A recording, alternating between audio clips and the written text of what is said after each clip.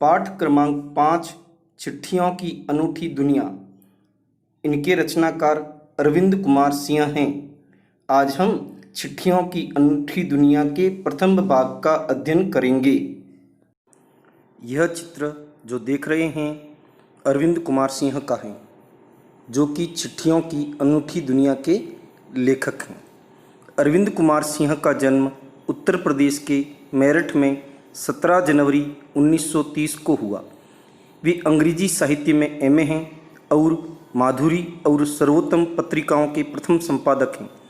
पत्रकारिता में उनका प्रवेश सरिता हिंदी पत्रिका से हुआ। कई वर्ष तक कैरेवान अंग्रेजी के सहायक संपादक रहे। कला, नाटक और फिल्म समीक्षाओं के अतिरिक्त उनकी कविताएं, लेख, कहानियां प्रतिष्ठित पत्र पत्रिकाओं में भी प्रकाशित हुई। चिट्ठी संवाद भेजने का प्राचीन माध्यम है। इसके तरीकों और स्वरूप में काफ़ी परिवर्तन हो गया है, लेकिन इसके महत्व में कोई कमी नहीं आई है। चिट्ठी का महत्व इसलिए भी अधिक है क्योंकि यह एक व्यक्ति की भावना को पूरी तरह दूसरे व्यक्ति तक पहुंचाती हैं। प्रस्तुत पाठ में लेखक ने पत्र लेखन के महत्व को उजागर किया है। संचार के साधनों में भले ही वृद्धि हुई हो, लेकिन पत्रों का महत्व कम नहीं हुआ है। लिखित स्वरूप होने के कारण मानव सभ्यता के विकास में इनका महत्वपूर्ण योगदान है। यह पत्र मनुष्य की स्मृति को हमेशा ताज़ा बनाए रखते हैं। इन पत्रों में मनुष्य की लेखन कला छिपी होती हैं। प्राचीन काल में पत्रों को लाने ले जाने का काम हरकारे या तेज चलने वाले घोड़े के माध्यम से किया जाता था। पहिए के आविष्कार के बाद इसमें बदलाव आया। लोगों में पत्र कला को विकसित करने की दृष्टि से पाठ्यक्रम में भी सम्मिलित किया गया। गांव या गरीब बस्तियों में चिट्ठी या मनीऑर्डर लेकर पहुंचने वाला डाकिया देवदूत के रूप में देखा जाता है। पत्रों की दुनिया भी अजीबोगरीब है और उसकी उपयोगिता हमेशा से बनी रही है। पत्र जो काम कर सकते हैं वह संचार का आधुनिकतम साधन नहीं कर सकता है। पत्र जैसा संतोष फ़ोन या एसएमएस का संदेश कहाँ दे सकता है। पत्र एक नया सिलसिला शुरू करते हैं और राजनीति, साहित्य तथा कला के क्षेत्रों में तमाम विवाद और नई घटनाओं की जड़ भी पत्र ही होते हैं। दुनिया का तमाम साहित्य पत्रों पर केंद्रित हैं और मानव सभ्यता के विकास में इन पत्रों ने अनूठी भूमिका निभाई है। पत्रों की दुनिया भी अजीबोगरीब है और उसकी उपयोगिता हमेशा से बनी रही है। अजीबोगरीब अर्थात अनोखी। पत्र जो काम कर सकते हैं वह संचार का आधुनिकतम साधन नहीं कर सकता है। पत्र जैसा संतोष फ़ोन या एसएमएस का संदेश कहाँ दे सकता है। लेखक कहता है कि हमारे सामाजिक जीवन में एक अनोखी वस्तु रहा है। आज भी पत्र अपनी उपयोगिता बनाए हुए हैं। आज समाचार भेजने के अनेक चमत्कारी साधन आ गए हैं, फिर भी ये साधन पत्रों का स्थान नहीं ले सकते। आज टेलीफोन और मोबाइल फ़ोन हैं जिनसे हम किसी भी व्यक्ति से सीधी बात करके उसका हालचाल जान सकते हैं, लेकिन एसएमएस से भेजे जाने वाले संदेश पत्र या स्थान नहीं ले सकते। पत्र हमारे जीवन में नए नए विचारों को लाते हैं। आधुनिक संचार के साधन लोगों को पत्रों से मिलने वाला संतोष नहीं प्रदान कर सकते, न ही उन्हें सहेज कर रखा जा सकता है।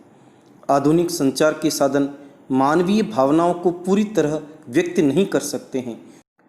पत्र एक नया सिलसिला शुरू करते हैं और राजनीतिक, साहित्य तथा कला के क्षेत्रों में तमाम विवाद और नई घटनाओं की जड़ भी पत्र ही होते हैं। दुनिया का तमाम साहित्य पत्रों पर केंद्रित हैं और मानव सभ्यता के विकास में इन पत्रों ने अनूठी भूमिका निभाई है। राजनीति, साहित्य और कला आदि के क्षेत्रों में तरह तरह के नए विचार और घटनाएं सामने आती हैं। संसार भर में रचा गया साहित्य भी पत्रों को सामने रखकर चला है।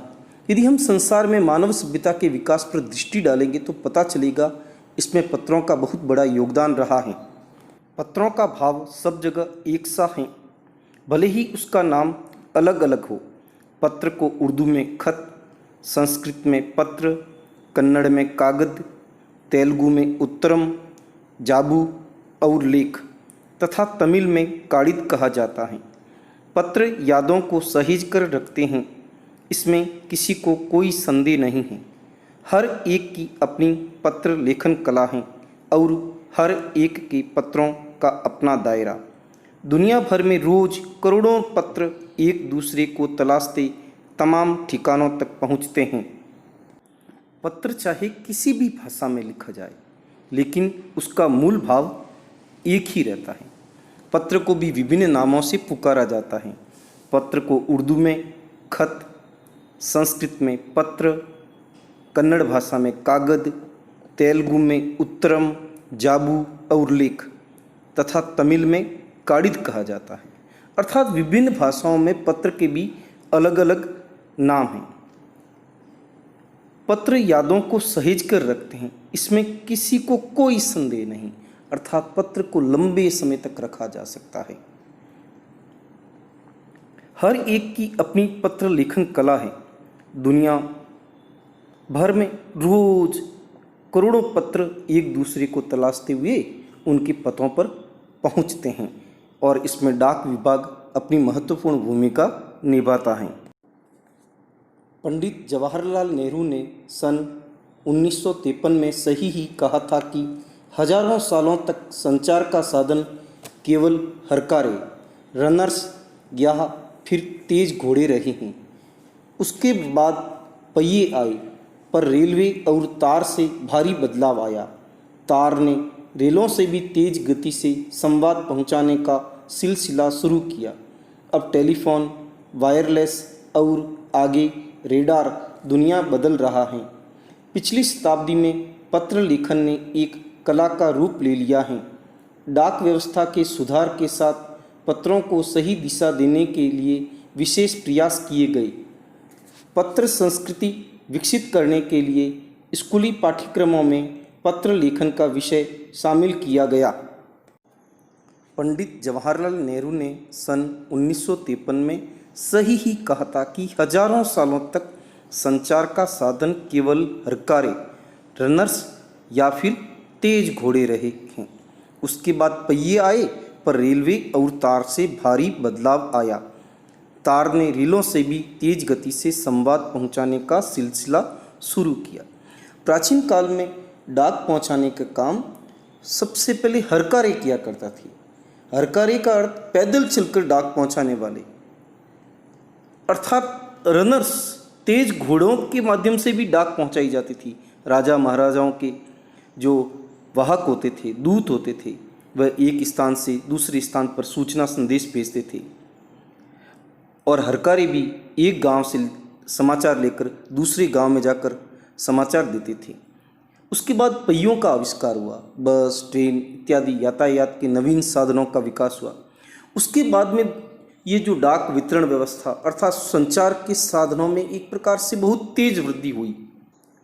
तार ने रेलों से भी तेज गति से संवाद पहुंचाने का सिलसिला शुरू किया। अब टेलीफोन, वायरलेस और आगे रेडार दुनिया बदल रहा है। तार ने रेलों से भी तेज गति से संवाद पहुंचाने का सिलसिला अर्थात क्रम तैयार किया। अब टेलीफोन, वायरलेस, मोबाइल, इंटरनेट इत्यादि अनेक संचार के साधन आ गए हैं, जिसके कारण तेज गति से सूचनाओं का आदान प्रदान होता है। लेकिन पिछली शताब्दी में ये नहीं था। पिछली शताब्दी में पत्र लेखन ही एक संचार का एक बहुत प्रमुख साधन था। डाक व्यवस्था के सुधार के साथ पत्रों को सही दिशा देने के लिए विशेष प्रयास उस समय हुए। पत्र संस्कृति विकसित करने के लिए स्कूली पाठ्यक्रमों में पत्र लेखन का विषय भी शामिल किया गया।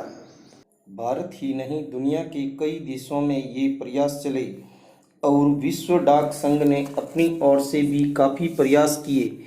विश्व डाक संघ की ओर से 16 वर्ष से कम आयु वर्ग के बच्चों के लिए पत्र लेखन प्रतियोगिताएं आयोजित करने का सिलसिला सन 1972 से शुरू किया गया। यह सही है कि खास तौर पर बड़े शहरों और महानगरों में संचार साधनों के तेज विकास तथा अन्य कारणों से पत्रों की आवाजाही प्रभावित हुई है, पर देहाती दुनिया आज भी चिट्ठियों से ही चल रही है। फैक्स, ईमेल, टेलीफोन तथा मोबाइल ने चिट्ठियों की तेजी को रोका है, पर व्यापारिक डाक की संख्या लगातार बढ़ रही है।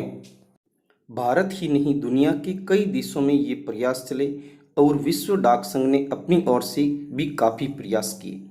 विश्व डाक संघ की ओर से 16 वर्ष से कम आयु वर्ग के बच्चों के लिए पत्र लेखन प्रतियोगिताएं आयोजित करने का सिलसिला सन 1972 से शुरू किया गया।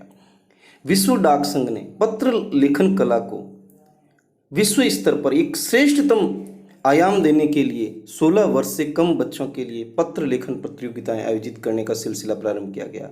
यहाँ तक कि पाठ्यक्रम में भी पत्र लेखन कला को सम्मिलित किया गया, जिससे कि पत्र कला विकसित हो। खास तौर पर बड़े शहरों और महानगरों में संचार के साधनों के तेज विकास तथा अन्य कारणों से पत्रों की आवाजाही प्रभावित हुई है, पर देहाती दुनिया आज भी चिट्ठियों से चल रही है। हाँ, शहरों में संचार के अन्य साधनों के विकास होने के कारण चिट्ठियों में कमी आई है, पत्रों में कमी आई है, लेकिन देहाती दुनिया अर्थात ग्रामीण दुनिया में आज भी पत्रों को बहुत अहमियत दी गई है। फैक्स, ईमेल, टेलीफोन तथा मोबाइल ने चिट्ठियों को तेजी को रोका है, पर व्यापारिक डाक की संख्या लगातार बढ़ रही है। आज भी संचार के साधनों के विकास के कारण दूसरे क्षेत्रों में कमी आई है, लेकिन व्यापारिक डाक की संख्या निरंतर बढ़ रही है। शब्दार्थ: अजीबोगरीब यानी अनोखा, SMS, लघु संदेश, छोटा संदेश, सिलसिला, आरंभ होना, क्रम, अहमियत, महत्व, हरकारे, पैदल चलकर डाक पहुंचाने वाले, आवाजाही, आना जाना, संचार, संदेशों का आदान प्रदान, सहेज कर, संभाल कर रखना। दुनिया का तमाम साहित्य किस पर केंद्रित है? पत्रों पर। दुनिया का तमाम साहित्य पत्रों पर केंद्रित है। लेखक के अनुसार पत्रों की दुनिया है अजीबोगरीब। पत्रों की दुनिया अजीबोगरीब, अनोखी है। पत्र को संस्कृत में कहा जाता है पत्रम। पत्र को संस्कृत में पत्रम नाम से पुकारा जाता है। विश्व डाक संघ की ओर से किस प्रतियोगिता को व कब शुरू किया गया? 1972 में 16 वर्ष से कम बच्चों के लिए पत्र लेखन प्रतियोगिताएं आरंभ की गई। SMS का क्या अर्थ है? लघु संदेश, छोटा संदेश। गृह कार्य: पत्र जैसा संतोष फोन या SMS का संदेश क्यों नहीं दे सकता? प्रश्न क्रमांक 2, पत्र को खत, कागज, उत्तरम, जाबू, लेख, काडित, पाती, चिट्ठी इत्यादि कहा जाता है। पत्र को विभिन्न नामों से पुकारा जाता है। इन शब्दों से संबंधित भाषाओं के नाम लिखिए। पत्र लेखन की कला के विकास के लिए क्या क्या प्रयास हुए हैं, लिखिए। ये 3 प्रश्न गृह कार्य में तथा जो आपको बोध प्रश्न समझाए, ये दोनों उत्तर पुस्तिका में करने हैं।